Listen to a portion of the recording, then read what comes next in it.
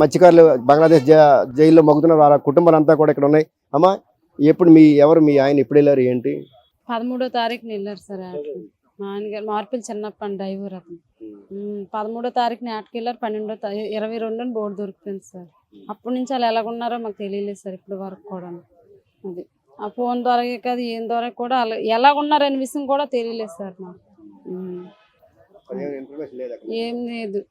అది అదే బంగ్లాదేశ్ అని పోలీస్ స్టేషన్లో పెట్టానని తెలిసింది కానీ వాళ్ళు ఎలాగున్నారని మాకు తెలియలేదు ఇప్పుడు వరకు సార్.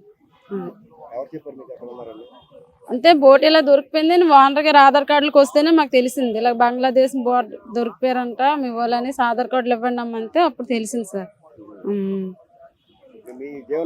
మా జీవనం ఎలాగంటే వాళ్ళు తెస్తేనే మేము తిన్నట్టు సార్, లేకపోతే లేనట్టు. అది పిల్లలు ప్రైవేట్ స్కూల్లో చదివించుకుంటున్నాం. ఇంటి అద్దెలు, కరెంట్ బిల్లులు, కేబుల్ బిల్లులు, సంఘాలు, మహిళా సంఘాలు ఉంటాయి కదా, అవన్నీ కూడా మరి వాళ్ళు వచ్చినంత వరకు మేము ఎదురు చూడాలి సార్. అది మరి ఎలాగంటే మేము వెళ్ళి తెచ్చుకున్నాం కాదు కదా, వాళ్ళు తెస్తేనే మేము తినేవాళ్ళం.